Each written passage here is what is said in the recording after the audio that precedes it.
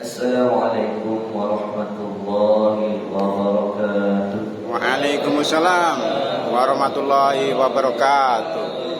Innal hamdalillah nahmaduhu wa nasta'inuhu wa nastaghfiruh wa na'udzu billahi min shururi anfusina wa min sayyiati a'malina. May yahdihillahu fala mudilla lahu wa may yudlil fala hadiya lahu. Asyhadu an la ilaha illallah wahdahu la syarika lahu wa asyhadu anna sayyidana Muhammadan abduhu wa rasuluhu la nabiyya ba'dahu. Allahumma salli wa sallim wa barik ala sayyidina Muhammadin wa ala alihi wa sahbihi wa man wala amma ba'du.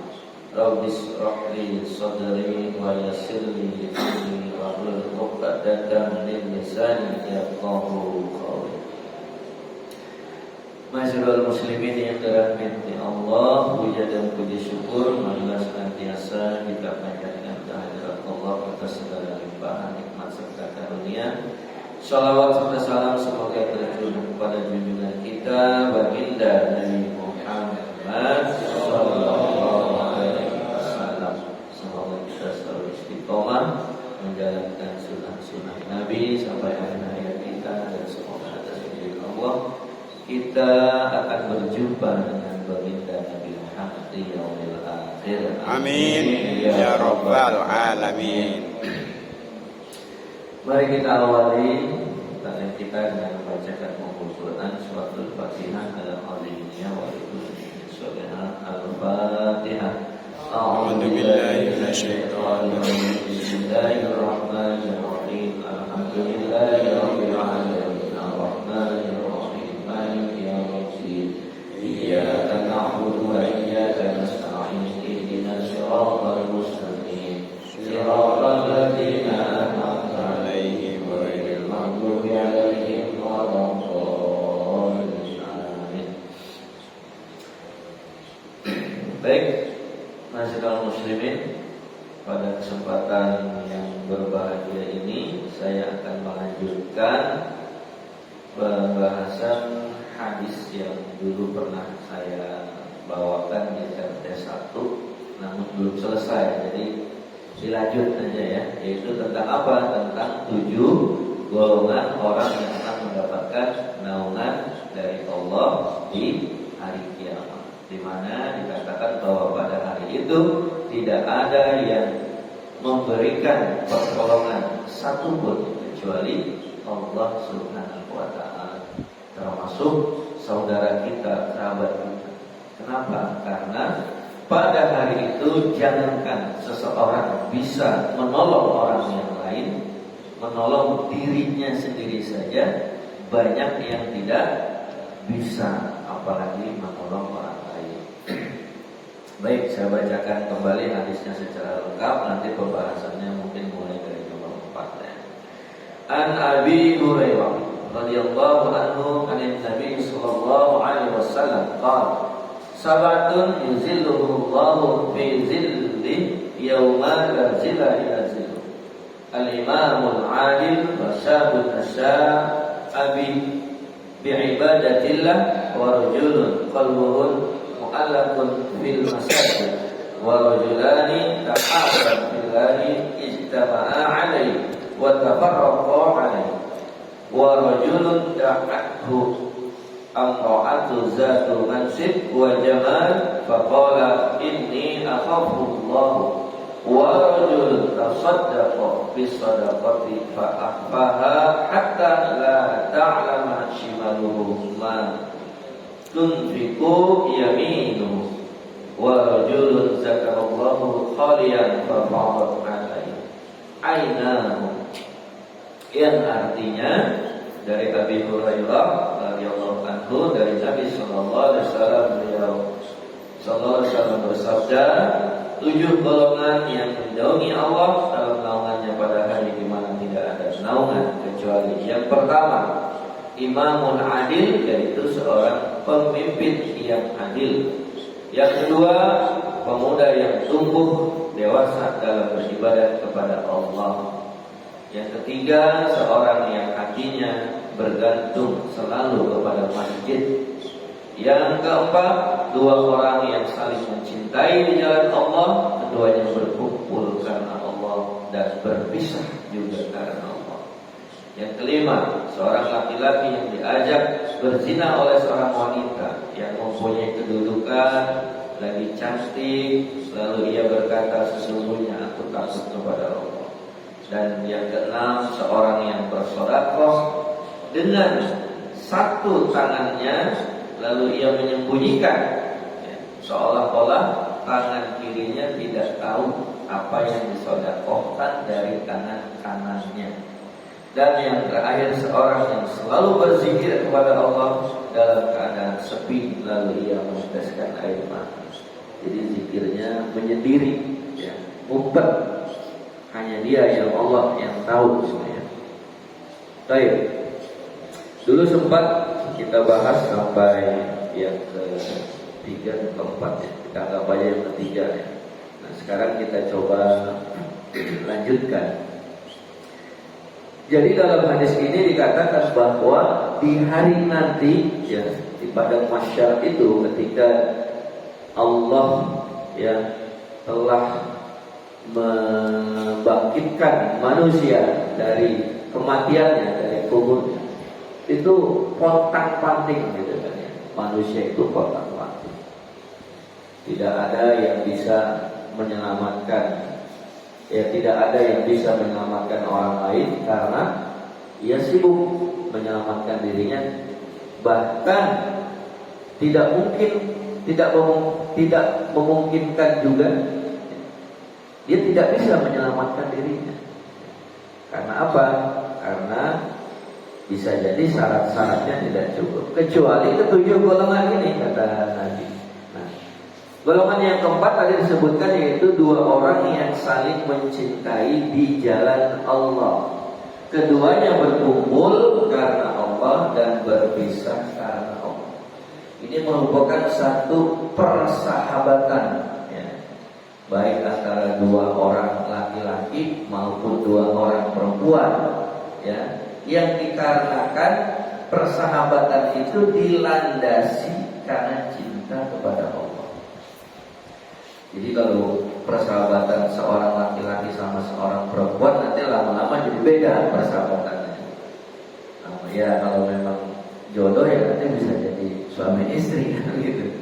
Nah, ini kita anggaplah persahabatan dua orang yang landasannya adalah karena cinta kepada Allah. Jadi dia mencintai sahabatnya ini karena memang atas dasar perintah Allah dan Rasulnya. Karena kan kita diperintahkan ya mencintai seseorang. Bahkan dalam satu hadis dikatakan bahwa belum sempurnanya iman seseorang sebelum dia mencintai saudaranya sebagaimana yang mencintai dirinya sendiri. Nah, artinya apa? Dalam hadis ini, orang yang bersahabat, ya, di dalam saling mendukung perjuangan menegakkan agama Allah yang dilandasi, ya, karena memang ia ingin melaksanakan perintah Allah. Dan ketika satu saat mereka harus berpisah, berpisahnya itu pun karena Allah. Misalkan karena ada panggilan jihad, yang satu tidak bisa meninggalkan panggilan jihad, sementara yang satu dia juga ada tugas yang lebih penting lagi. Misalkan yang satu dia harus berdakwah ke satu pelosok daerah, yang satu dia harus berjihad fisabilillah, berpisah. Nah, perpisahannya itu dilandasi karena Allah Subhanahu wa taala. Nah, orang yang melakukan persahabatan seperti ini, kata Rasulullah, akan mendapatkan naungan di yaumil akhir.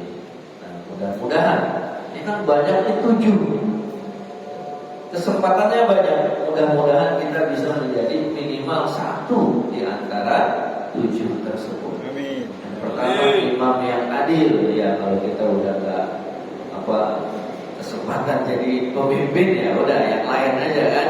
Masih ada yang punya kesempatan jadi presiden di sini? Masih. Insya Allah. Tapi harus adil gitu kan. Baik. Kemudian yang kelima, seorang laki-laki yang diajak berzina oleh seorang wanita. Wanitanya ini cantik muda, cantik muda ya. Kalau cantik tua, ya nggak cantik lagi karena kalau tua pasti pewak, betul. Nah, kecuali kalau di oplas di Korea, tetap aja ya, nggak bisa diakal-akalin, nggak bisa maksimal. Seorang lelaki digoda oleh wanita cantik, muda, kaya, punya kedudukan, bangsawan, bahkan diiming-imingi, nanti saya kasih duit kamu yang banyak, kira-kira begitu ya. Nah, ini kalau kita lihat ya di dalam kondisi sekarang ini, ya tapi bukan kita ya. Kalau kita sih insya Allah ada tergoda. Mungkin kalau kita mana juga ada wanita cantik yang mau menggoda kita, betul ya. Wanita cantiknya nggak ada yang udah mau menggoda kita. Kita juga udah golongan udah tua-tua kan gitu. Nah, iya.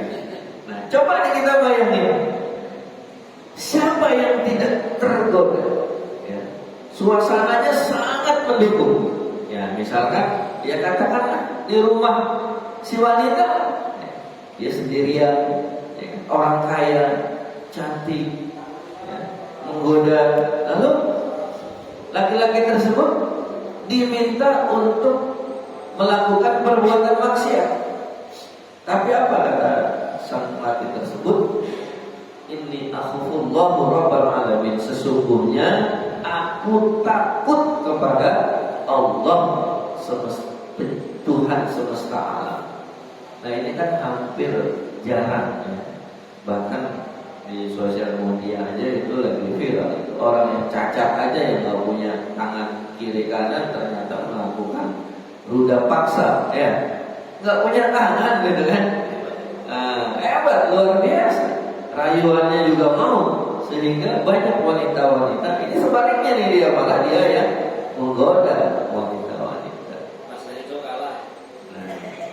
Coba kalau misalkan ya di antara pemuda yang mengalami kondisi seperti itu, lalu dia mengatakan sesungguhnya aku takut kepada Allah, jadi aku tidak mau melakukan perbuatan tersebut.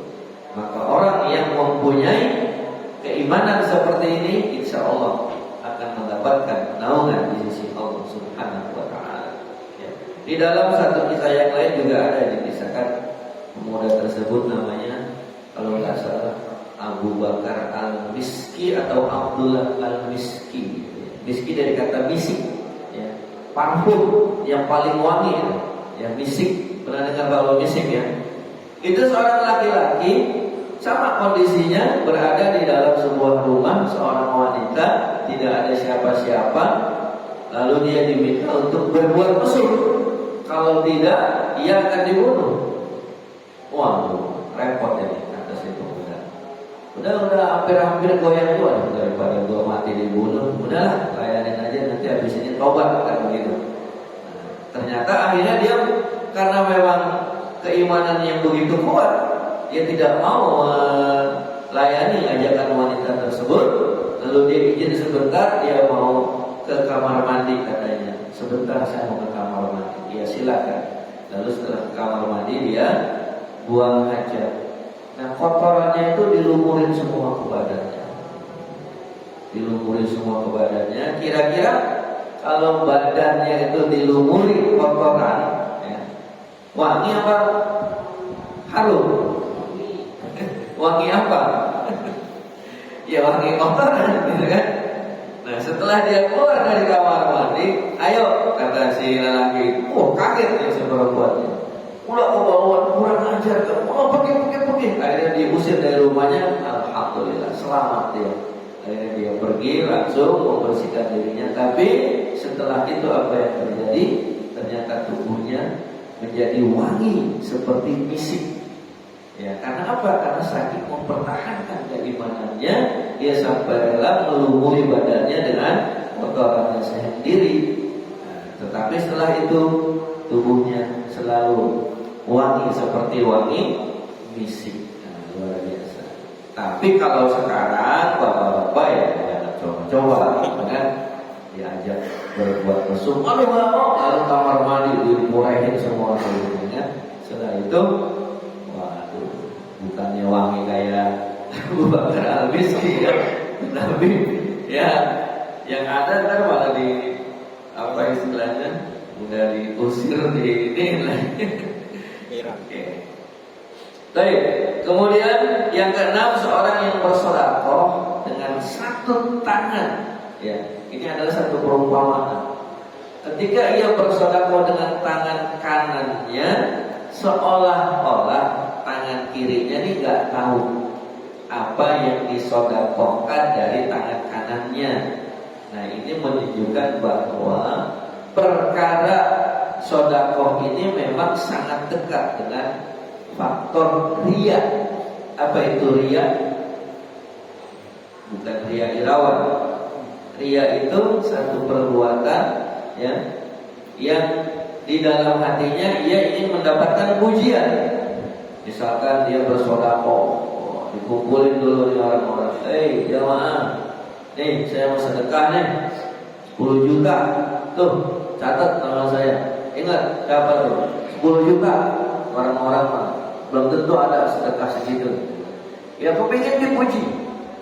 Sifat itu namanya sifat riya. Bahkan ketika orang sedekah atau beribadah, ya, ibadah apapun bukan hanya sedekah, ketika dilandasi rasa riya, ibadahnya sia-sia, ya, tidak akan mendapat pahala apapun dari Allah Subhanahu wa taala. Nah, ini untuk mengantisipasi agar kita berhati-hati ketika kita bersedekah. Karena memang sedekah ini sangat dekat dengan keriaan.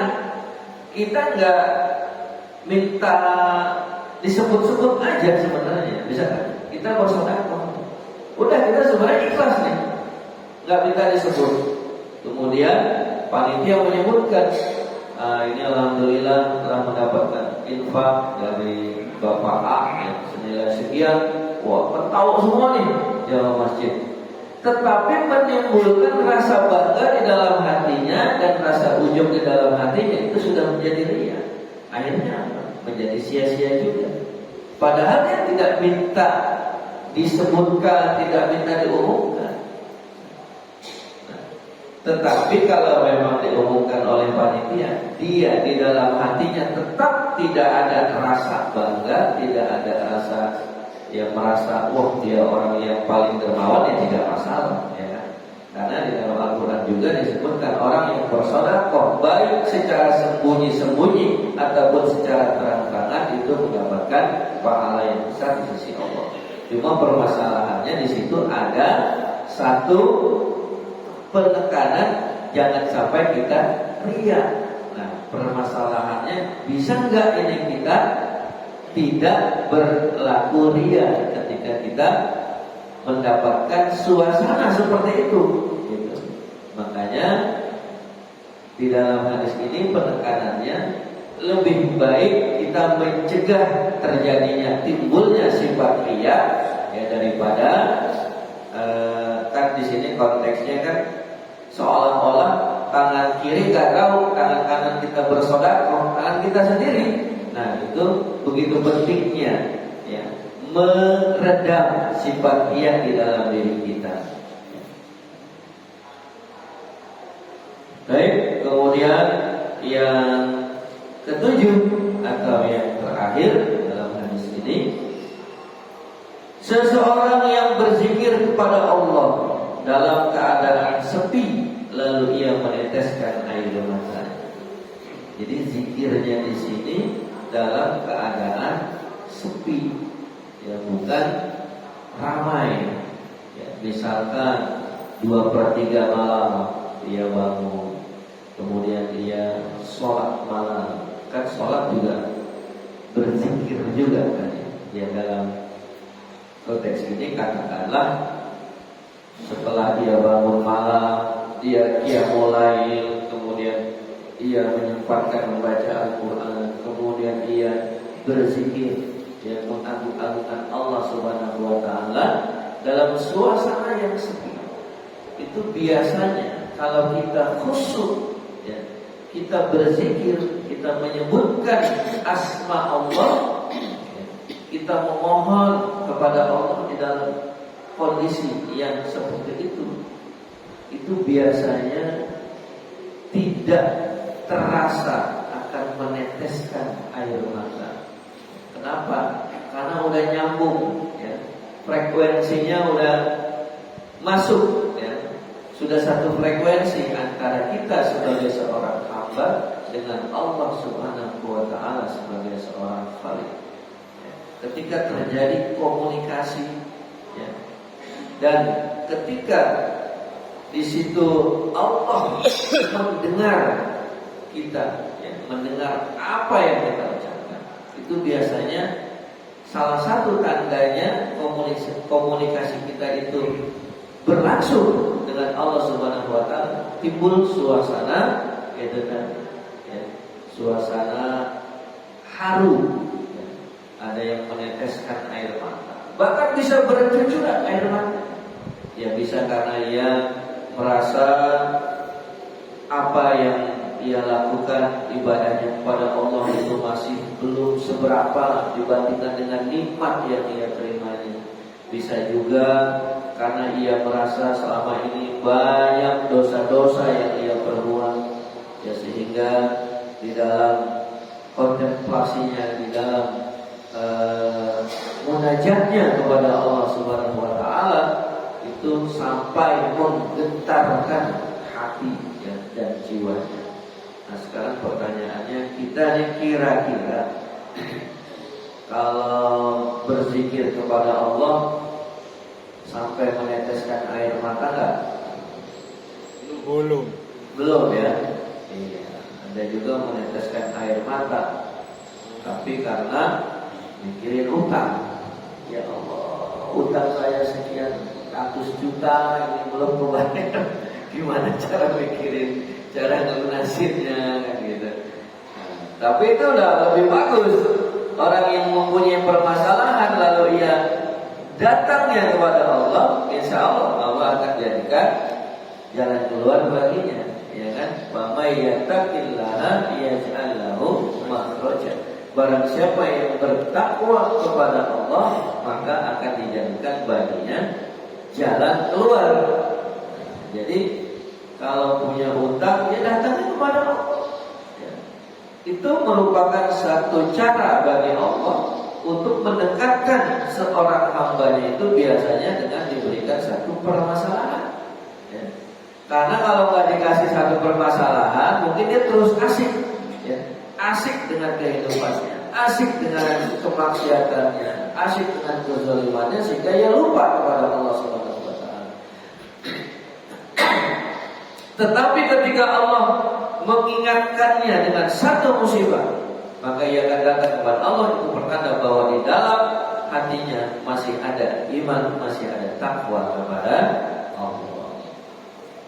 Tetapi sebaliknya, orang yang selalu bermaksiat, orang yang selalu berbuat zalim, orang yang asik dengan kemaksiatannya, sudah ditegur, sudah diberikan musibah, sudah diberikan kesusahan, masih tetap tidak datang kepada Allah.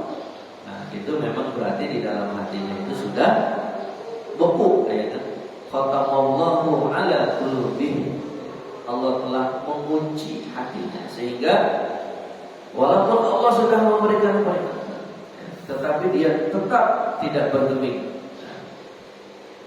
Artinya kalau orang yang seperti itu, jangankan dia meneteskan air mata, ya, di dalam zikirnya di malam yang sunyi, ya, sudah ditegur dengan berbagai peringatan, cobaan dan musibah pun, ia masih tetap tidak mau datang kepada Allah. Bahkan datangnya ke Mbah Dukun. Mbah ini kok saya akhir-akhir ini terus nih, bisnis rugi terus, gitu. Keadaan kacau balau. Padahal dulu saya setiap melakukan transaksi bisnis pasti gol, gitu kan. Nah, kata Mbah Dukunnya, ini kamu kurangin setoran yang saya katanya. Suruh setor. Orang saya datang ini justru mau minta solusi, minta pertolongan, kok malah disuruh setor. Cari aja dulu uang apa kayak gitu, kata si Mas. Karena ini perlu diritualkan. Ritualnya perlu biayanya sekian untuk membeli minyaknya dari Turki. Minyaknya aja 4 juta. Waduh, ini kan repot ya. Tetapi ketika seseorang ya masih ada iman, masih ada takwa di dalam hatinya, seberapa besar pun musibah yang menimpa dirinya, dia tetap datang kepada Allah, dia bermunajat, dia berzikir kepada Allah, itu menandakan bahwa dia adalah orang yang masih menjadikan Allah Subhanahu wa taala sebagai sandaran, sebagai penolongnya. Hasbunallahu wa ni'mal wakil, ni'mal maula wa ni'man nasir. Kalau penolong dan pelindung bagi kita semua. Baik.